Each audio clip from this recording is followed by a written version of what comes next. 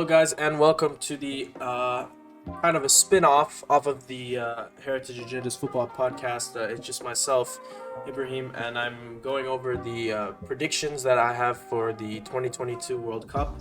Uh, Obviously, our podcast is a little bit more in-depth, so I will have the link in the description if you guys like to listen to that. There's actually two parts, one for groups A through D, one for groups E through H. Today, I kind of wanted to focus on some of the storylines, some of the bigger teams, and finish out the bracket with my round of 16, my quarterfinal, and my final predictions. We will start, and let me fix my face cam here. We will start with Group A. So Group A, let's get the obvious out of the way. I think that Netherlands top this group.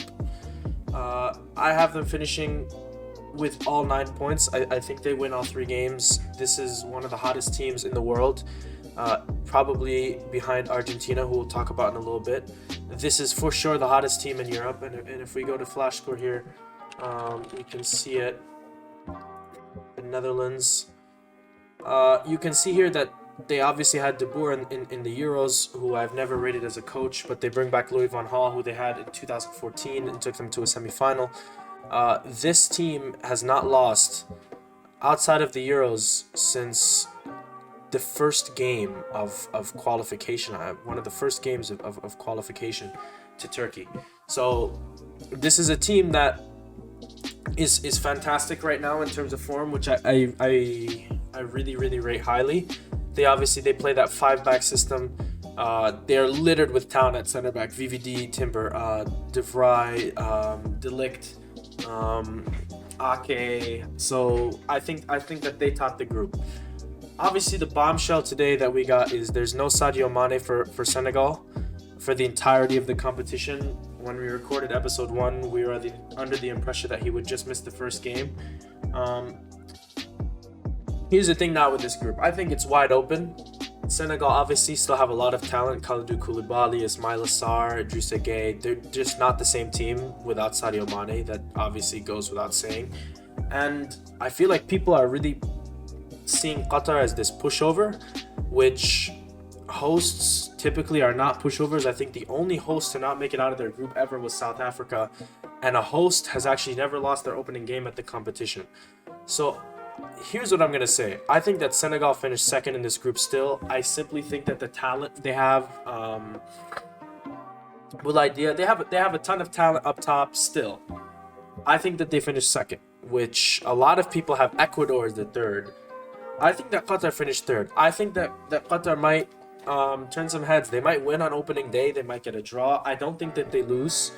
I think that Netherlands will win their opening game, as I said, and then the group is wide open. But I think you get into a scenario here where you go into the last match day and all 3 of these teams have something to play for. I don't think that any of them will be out before the last day, but I have Senegal getting through like literally by the skin of their teeth. But I could very well see this. This would not surprise me at all. This would not surprise me at all. But this is my Group A. Then we go into Group B, and Group B. Let's start with, I think, the easiest team to predict here. I think Wales are at the bottom. I really rate them in terms of a feel-good story. Obviously, Gareth Bale, his best years are gone. Something about him when he puts that Wales shirt on, he's absolutely phenomenal. But I just don't rate the talent that they have around him. I mean, Harry Wilson's okay. I don't think you can really rely on Aaron Ramsey too much at a tournament like this. They obviously were fantastic in Euro 2016, making the semifinal. But I think that every other team in this group is just better than them talent-wise. I'd love for them to prove me wrong, but even in qualification, they were home against Ukraine. They were absolutely dominated, and they were just they had a free kick goal. They don't really move me that much. Like I said, I would love for them to prove me wrong. Their first World Cup in 60 plus years, but I think that they play their 3 games and go home. And then the top of the group, I will have England. Here's the thing about England. We kind of talked about it a little bit on episode 6. I've never really rated Gareth Southgate. I think he plays very, very timid, based off the talent pool that he has. But it is that talent pool that is the reason that they will finish first in this group. They're simply so much better than every other team in this group. They probably have two teams that could make it out. And we can look at their 25. There's the US. This is their 25 man. I mean, you just look at these names. Obviously, they didn't take Fikayo Tomori, which is shocking to me. But Bellingham, Mason Mount, Phillips, Rice, Gallagher. Look at these attacking names: Foden, Kane, Madison, Rashford, Saka, Sterling, Callum Wilson, John Stones, Kyle Walker. This team is loaded. I don't know what England would be happy for in terms of how far that they go in this tournament. Maybe quarterfinal, semifinal. But I think that they will struggle against one of the teams similarly to how they did in the Euros with Scotland, with that 0-0 in the group stage. But I think England top the group. I think Wales get fourth. And here's my first shocker. I will put Iran in second. Here's the thing about, let's talk about Iran before more so I talk about the United States. Mehdi Taremi is on fantastic form. Sardar Azmoun is coming back from injury, the Leverkusen striker. They are very, very hard to break down. Carlos Queiroz back as their head coach. And it's easy to forget, in 2018, these guys shared a group with Portugal and Spain, and everyone was saying Portugal and Spain would run away with that group. And Iran really, they lost 1-0 to Spain. Diego Costa had a deflection goal, and they tied Portugal 1-1, and they had chances. They also scored against Spain, a goal that VAR took away. They were easily a goal away, and we're having a completely different conversation about Iran. I think that they'll turn some heads at this World Cup. I think they're very, very good defensively. I think they're going to frustrate teams like, especially England. I think that game could very well be a draw. We'll see. But I think that they get through. I do think it will be on goal difference or very, very close if they get through. And then the youngest team at this tournament, obviously, I want them to do well, the United States. I think that we finished third. It's just about Greg Berhalter, and we'll see how he sets up tactically in this World Cup. Obviously, that the 11 that people are pointing at, we can look at their 25 man right here. It's probably going to be Matt Turner with Dest, Zimmerman, Long, and Anthony Robinson. Obviously, I'd love to see Tim Ream instead of Aaron Long, but Aaron Long will probably start. And they have a lot of talent. Like I said, Yunus Musa, Tyler Adams, and Weston McKennie is a fantastic midfield three. Not to mention the front three. We don't really know. I think we know that Pulisic will obviously start on the left and probably Tim Weah on the right. And that top guy could be anywhere between Brendan Aronson, maybe in a false nine, or Giorena. It could also be Josh Sargent, but my money's probably on Jesus Ferreira getting the start based off of qualification. But it is a very talented U.S. team. I think it's the most talented team that the U.S. has ever taken to a World Cup. And it just depends. If they can open up with a win against Wales and get a favorable result against England, then we can have a completely different conversation in 2 weeks, and I would love for them to prove me wrong.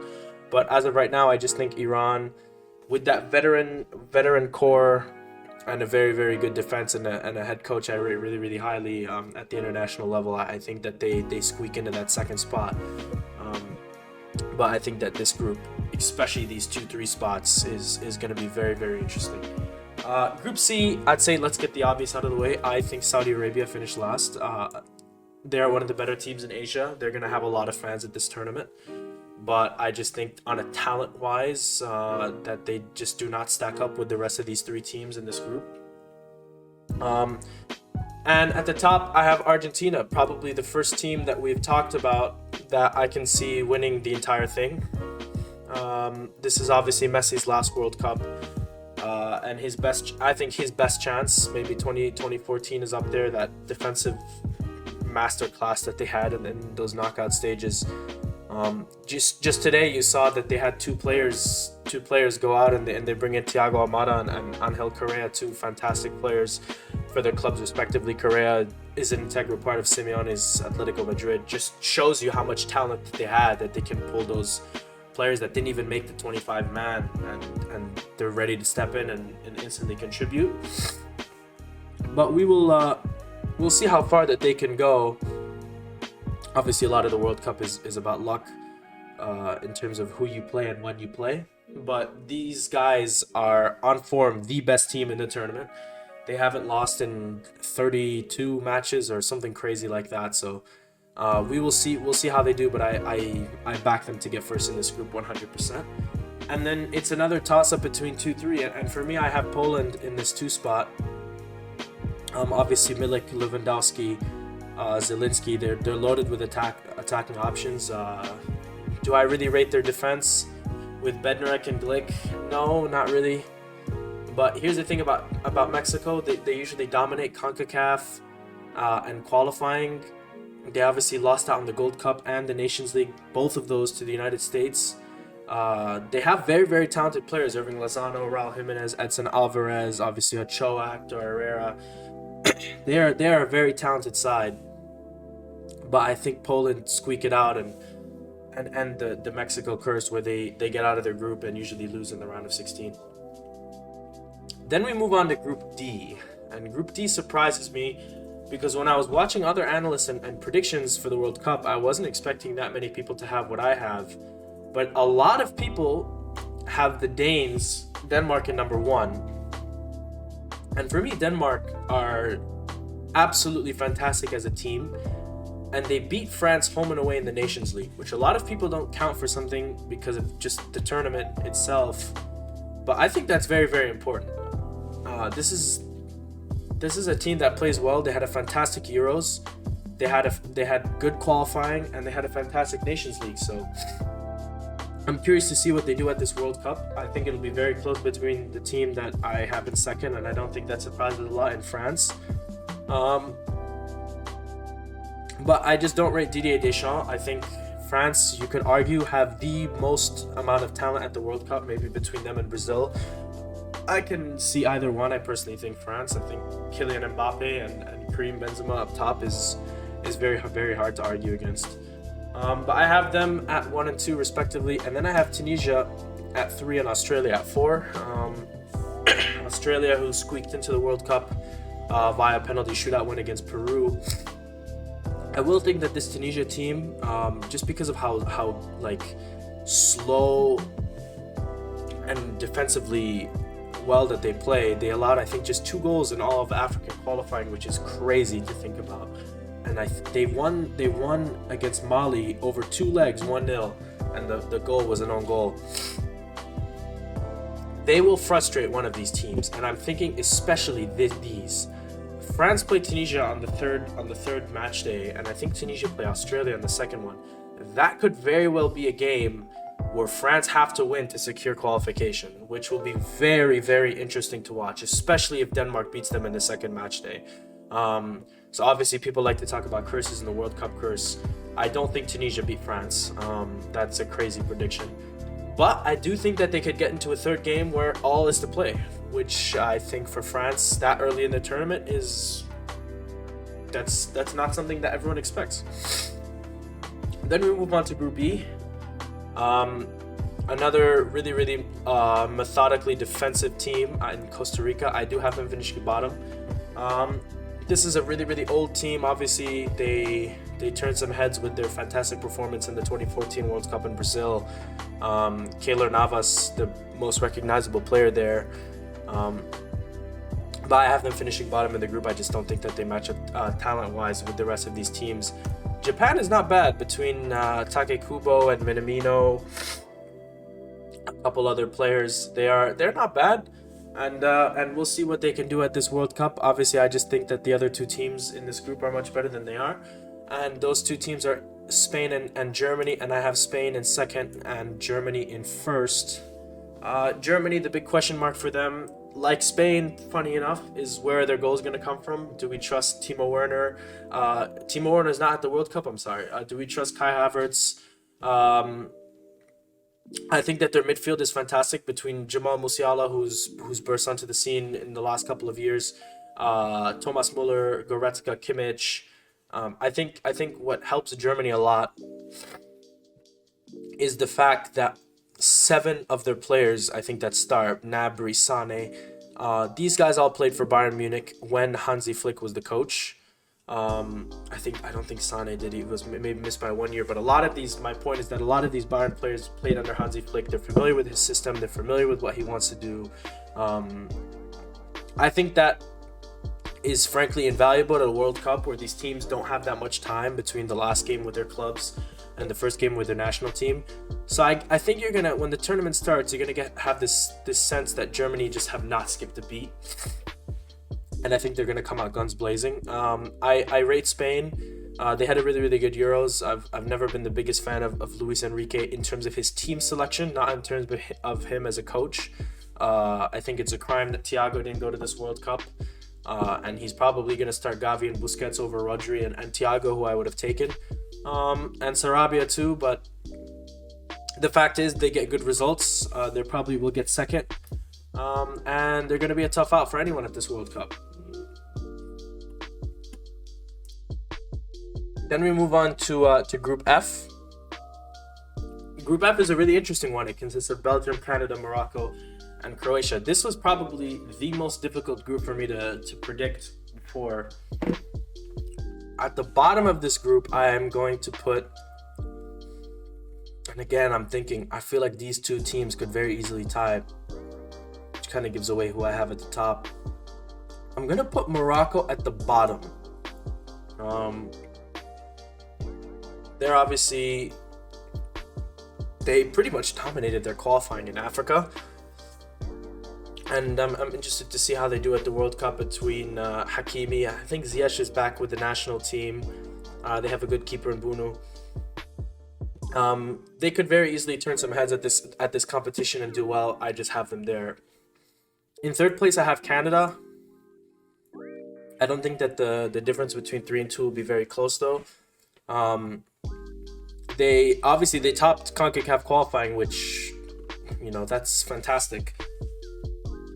And it's good to see them at a World Cup. It's the first one that I can remember them being here. I just think that these two teams, like I've said before with other groups, are just way better than these two in terms of their talent pool, their experience, and things like that. Maybe Canada's one World Cup away, and next World Cup we talk about them maybe being a dark horse and making a deep run. But Jonathan David, Alphonso Davies, and other players like that, Buchanan, we'll see how they do. And they'll obviously be a very fun watch. Then in my second place, I have Belgium. And I have Croatia topping out this group. Here's the thing about Belgium. They called up Toby Alderweireld and Jan Vertonghen to this competition, who I think are 33 and 35. And they're still rocking denier. You get the sense that their last chance was 2018. You look at who are they going to be relying on outside of KDB. Lukaku, who's been injured and probably in some of the worst form he's been at since he was at Manchester United, and Eden Hazard, who can't even make the Real Madrid bench. They obviously are littered with talent in certain positions. Yuri Tielemans, Kevin De Bruyne, like I mentioned, Yannick Carrasco. They're still taking Michy Batshuayi, who's doing not bad in Turkey, but I feel like their best chance to win a World Cup or a major competition with their golden generation has just gone past them, and I honestly cannot see a way for them to win this competition. And then in first place, I have Croatia. It's miraculous to see Luka Modric still performing at this level, and they're still going to be with Luka Modric, Rakitic, Orsic, Kramaric, Perisic, who's still playing well, Livakovic, a lot of itches. But these guys are my first in this group, and they made the Nations League semi-final, and they were the first team after Qatar to secure qualification for the World Cup. This is a good team, and I'm interested to see how they do. Then we move on to Group G. Group G, like Group C, I think that the obvious thing is my last place, Cameroon, and my first place in Brazil. Let's talk about Cameroon really quickly. They broke my heart when they knocked Algeria out of the World Cup. They have a good team. Onana, I think Joao Matip, they did not let him come back. And they have probably the most informed striker in the world in Eric Choupo-Moting up top. I just think that they play very inconsistent. Well, obviously, we're going to see Samuel Eto'o, who's the president for the federation there. But I think that they play their 3 games and they go home. And in the first place in Group G, I have Brazil, the favorites to win this competition. They are absolutely littered with talent at every position that you can think of, maybe barring right back, where they've played Militao there with success. Up top, I mean, Antony, Rafinha, Vinicius, Rodrigo, Neymar, Richarlison. That's just the names I can think of off the top of my head. And then you go to the midfield and you get Lucas Paqueta and Fabinho, Casemiro, Bruno Guimaraes. This team is crazy. Alisson and Ederson in goal, Thiago Silva, Marquinhos. This is the best team in my opinion, with the best chance to win. I'm sorry. And up there with France and Argentina in terms of their talent pool. I think I said France's talent pool is a little bit better, but you really cannot go wrong. Then I've seen a toss-up between these guys at 2 and 3. I honestly think that my dark horse in this tournament is Serbia. You look at this front line, and Serbia is a smaller country. Vlahovic, Mitrovic, and Tadic is one of the best attacking trios in this entire tournament for any of these nations. I think any of these nations would take those 3, especially those front 2, Mitrovic and Vlahovic. Like, those strikers are better than what Germany has, what Spain has, what Netherlands has, probably. Just looking at some of these top nations, absolutely littered with talent. The question mark comes in defense, where they still have Nikola Milankovic, who I've always rated quite highly, and they have Filip Kostic on the left, and I think Lulic, who's also like in that attacking midfield.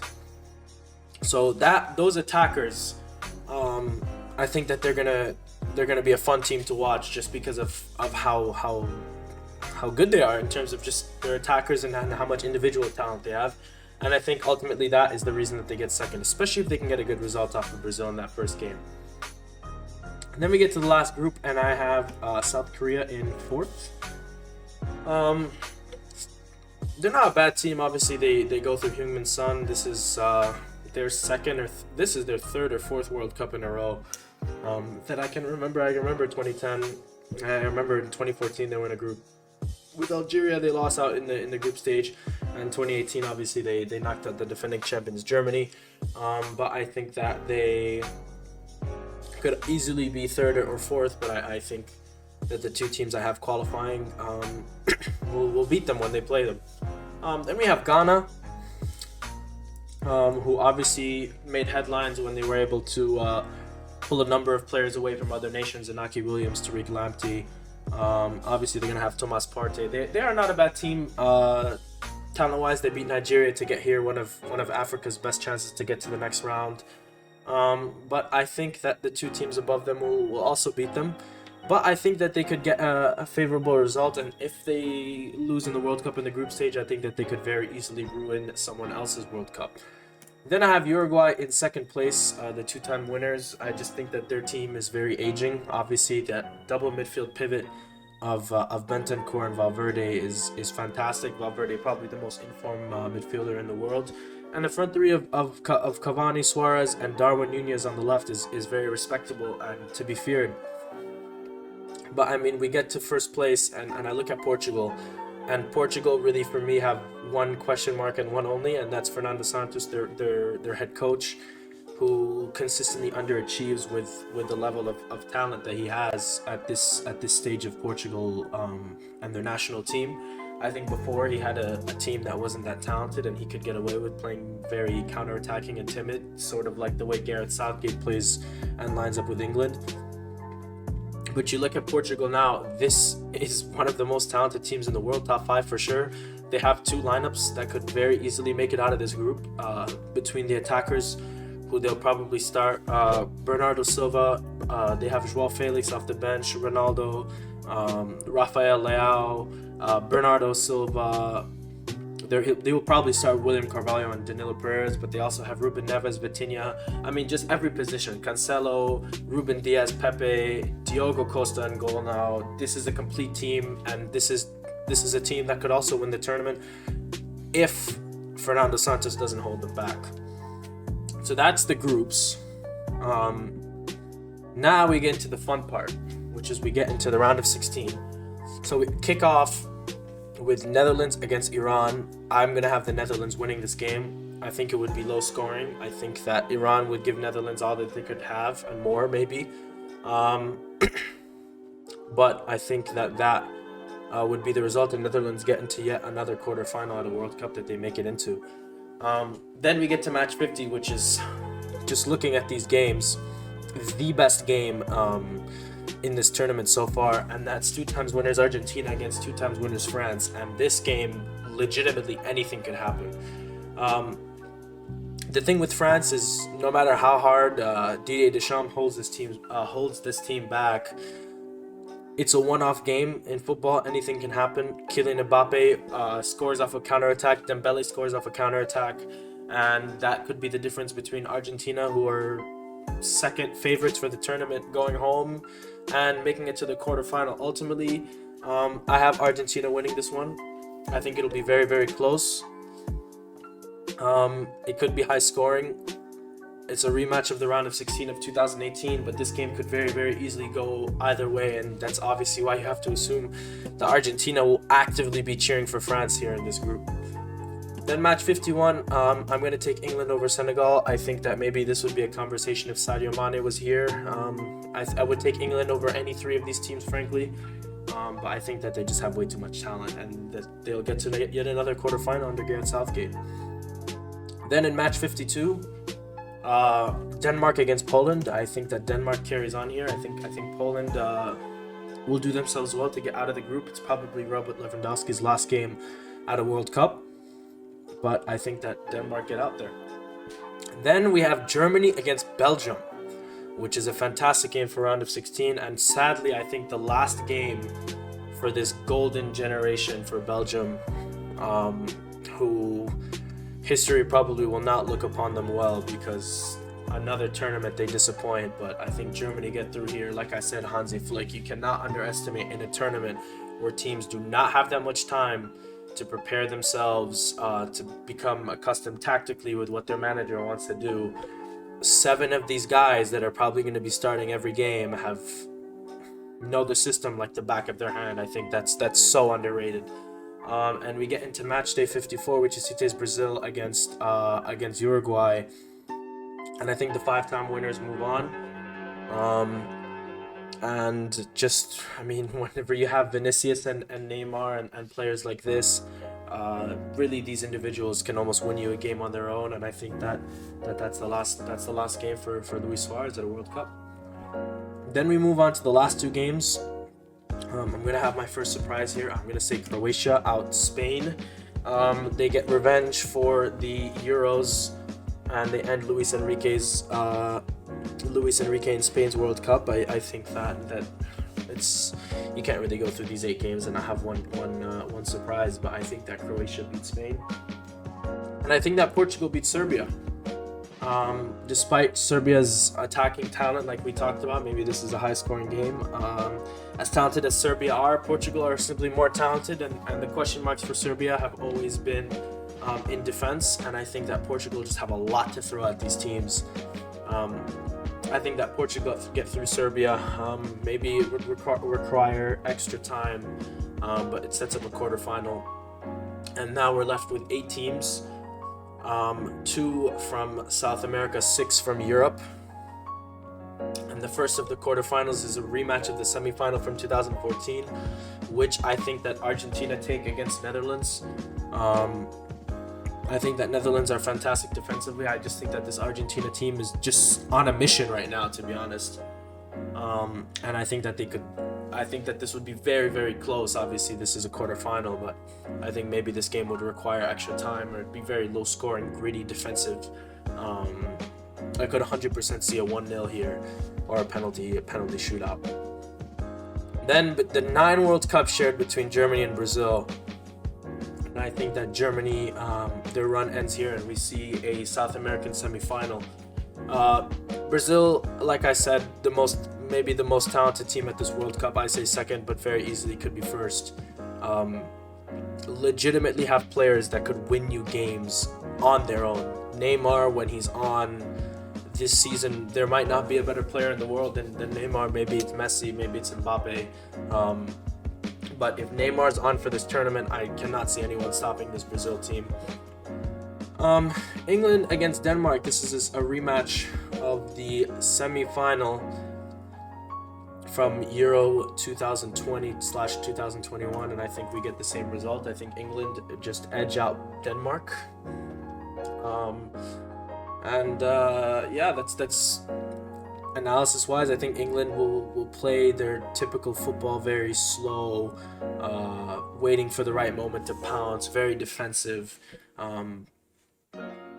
Do I trust Harry Kane specifically in these type of big games? No, not really, but England are just so talented that I think that they can get through to a semi-final.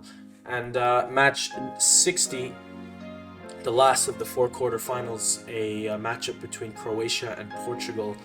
One that I see Fernando Santos' team winning. I think that they get to a semi-final for the first time since 2006. This is a rematch of, I think, the quarterfinal in Euro 2016. Croatia are a very, very good team. Luka Modric obviously took his team to the final of 2018, the World Cup, which was so surprising. But I think Portugal just continue here. I just think that they have so much ability to rotate their team. They're not going to be as tired. We have to, obviously, the fixture congestion is going to be huge. They're just a deeper team. They're way more talented. I keep saying the word talent, but it's so important in a competition like this to be talented at multiple positions and at multiple levels in those positions. We get to the semifinals. We have an all-European side, an all South American side. Probably the easier side of the bracket is this one. Very similar to 2018. I think that Messi's World Cup ends here. I think Brazil get revenge for the Copa America final. Was it last year? Yeah, last year. The Copa America final. They get revenge. They make it with a chance to get their 6th World Cup. And on the other side, I think that Gareth Southgate's World Cup ends, and Portugal make it through to the final. I obviously was talking bad about Fernando Santos, but you look at this road: Serbia, Croatia, and England, and I think they'd be very happy with that. 3 very, very beatable teams. And I think it sets up the final. I think Argentina would beat England in the 3rd place game, for what it's worth. And I think it sets up a final between Brazil and Portugal, which Cristiano Ronaldo sadly does not win. Sadly for him, I should say. Cristiano Ronaldo does not win. I think that Brazil wins this World Cup. It's not often that you see that the pre-tournament favorite actually goes and wins the competition. See France in Euro 2020, but this Brazil team, just Neymar seems to have an element of fate almost written on, and we'll see how they do. But I think Brazil wins this World Cup. Let me know what you guys think about these predictions, and we get to see how wrong I am, which is a good time. But obviously, also take a look at the description. I'll put a link to the podcast. You guys can watch more in depth on every team. But I just thought it would be fun to kind of go through my mind and see how I feel about the rest of the tournament playing out. And let me know what you guys think. And as always, take care.